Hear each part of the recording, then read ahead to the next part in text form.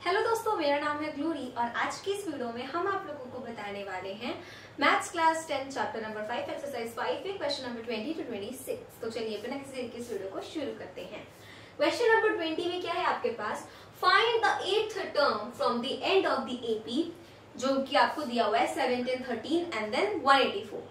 अब यहाँ पर आपसे एक चीज बोली गई कि आपको 8th टर्म बतानी तो है, लेकिन फ्रॉम द एंड, यानी एंड मतलब क्या, देखिए जब भी हम बताते थे तो लाइक अगर आपके पास ये कोई एपी है ना, तो इस एपी में अगर मान लीजिए कि आपको 4th टर्म बतानी है ना, तो ये हो गई आपकी 4th टर्म। A4 तो आपका यही होगा ना, A4 तो हमारा यही हो जाएगा। तो हमें यानी कि 8 चाहिए, तो 8 हमें मिल गया। लेकिन यहाँ पर बात किया है कि आपको एंड से बताना है। एंड से मतलब लेट्स सपोज अगर यहाँ पे 20 होता तो हमसे ये पूछता कि एंड से बताओ, तो एंड से मतलब हमें इधर साइड से 8th टर्म बतानी है। ये तो स्टार्टिंग हो गया ना, हमें एंड से 8th टर्म बतानी है। तो एंड से आपकी 8th टर्म क्या होगी, देखिए एंड से आपकी ये वाली फर्स्ट टर्म हो गई, इसके पहले 18 आएगा तो ये सेकेंड टर्म हो गई, इसके पहले 16 आया होगा तो वो थर्ड हो गई, देन 14 आया होगा तो वो फोर्थ हो गई, यानी कि 14 will be the 4th term from the end of the AP, है ना। तो ऐसे ही आपको एंड से यहाँ पर भी क्या बताना है, यहाँ पर भी ऐसे ही आपको बताना है कौन सा टर्म, 8th टर्म। तो जैसे यहाँ हमने सबट्रैक्ट करके किया, क्या हम यहाँ भी वैसे करेंगे? नहीं, हमें अच्छे से पता है कि जब भी हमें कोई टर्म निकालनी होती है तो उसके लिए फॉर्मूला होता है कि an is equals to a plus n minus 1d। एक यही लौता फॉर्मूला है जो कि हमें टर्म्स निकालने के लिए पता है, कोई भी जनरल टर्म निकालने के लिए एक यही ऐसा फॉर्मूला है जिससे हम निकाल सकते हैं कोई भी जनरल टर्म। तो अगर यहाँ आपसे एंड से पूछा है, तो अगर इसमें आप ध्यान से देखेंगे तो a मतलब होता है फर्स्ट टर्म, n मतलब क्या होता है, n मतलब होता है नंबर ऑफ टर्म्स। मतलब नंबर ऑफ टर्म्स मतलब यहाँ पे जो आपको टर्म निकालनी होगी, जैसे अगर मुझे 8 निकालनी है तो यहाँ पे भी 8 आएगा, ओके। एंड यहाँ पे d मतलब होता है कॉमन डिफरेंस। तो यहाँ पे अगर आप d निकाल लेंगे तो क्या आएगा, 3 आएगा। पर ये तो स्टार्टिंग से हो गया ना, स्टार्टिंग से अगर आप फर्स्ट टर्म देखेंगे तो वो तो 7 हो गया। अगर आप स्टार्टिंग से रखते जाएंगे तो आपको स्टार्टिंग से आराम से 8th टर्म मिल जाएगी।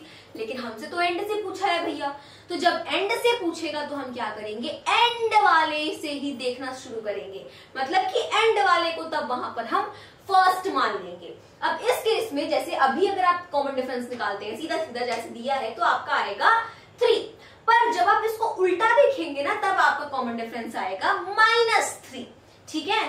तो इसलिए हम क्या करेंगे, हम यहाँ पर सबसे पहले इसको उल्टा लिखेंगे। ये जो आपकी एपी है इसको हम लिखेंगे उल्टा, तो ये आएगा 184, ठीक है, comma dot dot dot comma, यहाँ उल्टा ऐसे लिखेंगे ना तो ये आएगा 13, देन आएगा 10, देन आएगा 7। सो ये आपकी क्या है, एपी है। अब इसके हिसाब से मुझे 8th टर्म बतानी है। यहाँ अगर आप देखेंगे तो फर्स्ट टर्म आपको पता है, कॉमन डिफरेंस कैसे निकालते हैं, आगे वाले में से पीछे वाला माइनस कर देते हैं। अब जरूरी तो है नहीं कि 184 के बाद वाली टर्म मुझे पता ही हो, हम इसमें से भी इसको माइनस कर सकते हैं, इसमें से भी इसको माइनस कर सकते हैं, इजंट इट, कर सकते हैं ना। तो आपका कॉमन डिफरेंस क्या आएगा, 7 माइनस 10 कर देंगे तो -3 आ जाएगा। So this is your common difference. अब आपकी फर्स्ट टर्म क्या है, 184, फर्स्ट टर्म है आपकी 184, ए भी पता चल गया। एंड हमें क्या निकालना है, एन आपकी क्या है, n है आपका 8, हमें कौन सी टर्म निकालनी है, 8th टर्म निकालनी है, तो n की वैल्यू हो गई 8। a पता है, n पता है, d पता है, तो हम आराम से अपनी टर्म निकाल सकते हैं। तो फॉर्मूला होता है an is equals to a plus n minus 1d। हम यहाँ पर an है तो a 8 लिखेंगे बिकॉज हमें 8th टर्म चाहिए, एंड देन a की वैल्यू 184 है इस केस में, क्योंकि भाई पीछे से पूछा तो पीछे से निकालेंगे। ये 8 माइनस 1d हो गया -3, तो 184 ये हो गया 7, एंड 7 इंटू -3 -21, तो 8 क्या आ जाएगा, 4 में से 1 गया 3, 8 में से 2 गया 6, एंड इधर आ गया 1। 8th टर्म आपकी from the end of the AP क्या होगी, 163 होगी। अगर आप इसको a मानेंगे, कॉमन डिफरेंस 3 रहेगा एंड n की वैल्यू 8, तो अगर आप इसको मान करके निकालते हैं 8th टर्म ना, तो वो कुछ और आएगी, लेकिन फ्रॉम द एंड आपने 8th टर्म निकाली तो वो 163 होगी, यानी कि डिफरेंट होगी। आगे देखते हैं नेक्स्ट क्वेश्चन क्या है, find the 6th term from the end of the AP. ये भी बिल्कुल सेम क्वेश्चन है। अब इसमें क्या होगा, जस्ट उल्टा लिख देंगे, तो ये आपका हो गया -40 एंड देन 11, फिर आ गया 14, देन आपका आ गया 17। इस केस में ये आपका क्या है, ए, एन क्या है 6, डी कैसे निकालेंगे, सिंपल है, 17 माइनस 14 तो आपका आएगा 3, डी की वैल्यू आ गई 3। अब यहां पर हम लिखेंगे A6 इक्वल्स टू 6 टर्म चाहिए, ए आपका क्या है -40 प्लस 5D, तो 5 एंड देन डी है 3। मैंने आपको बताया था n-1 करते हैं, 6 - 1 5, तो डायरेक्टली हम उससे एक कम करके लिख देते हैं बिना 6 - 1 लिखे, बेइज्जती होती है एक लाइन। तो A6 इक्वल्स टू -40 प्लस 15 आ गया, तो A6 क्या आ जाएगा आपका 40 में से 10 गया 30, 30 में से 5 गया 25, तो ये आ गया -25। तो यानी कि from the end of the AP 6th term क्या होगी, -25।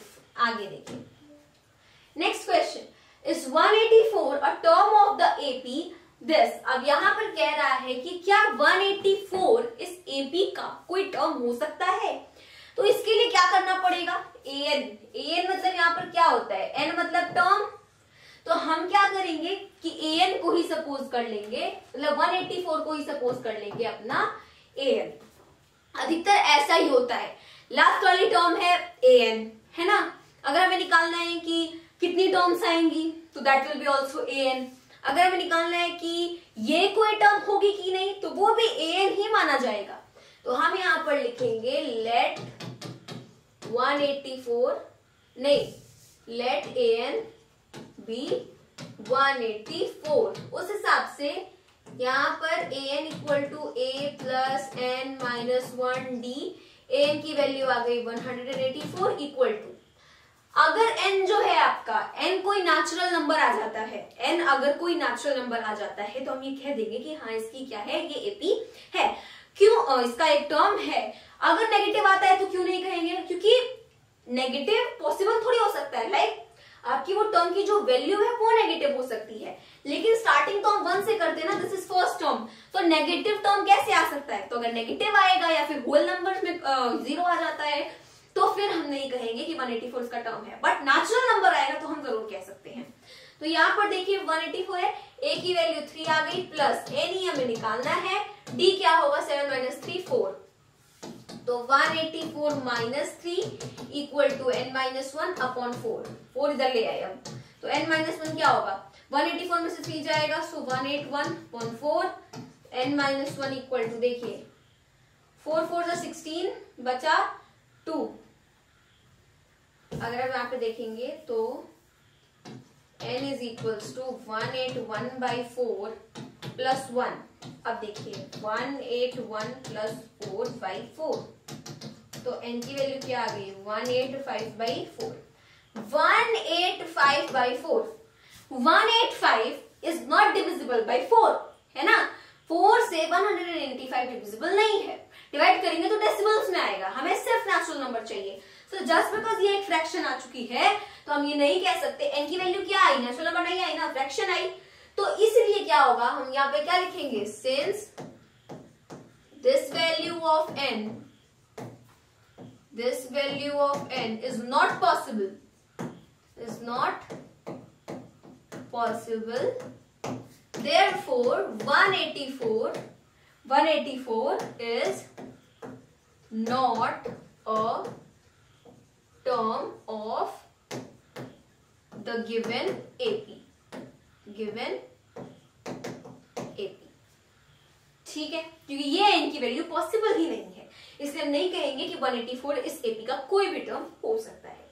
ठीक है, आगे देखिए, is -150 a term of the AP this, तो यहां पर भी क्या करेंगे, an, तो हम लिखेंगे लेट an बी, हमने an को -150 मान लिया, so an is equals to a plus n-1 into D, an हो गया -150, a हो गया 11 प्लस n ही तो निकालना है, d आपका 8 - 11 -3, राइट।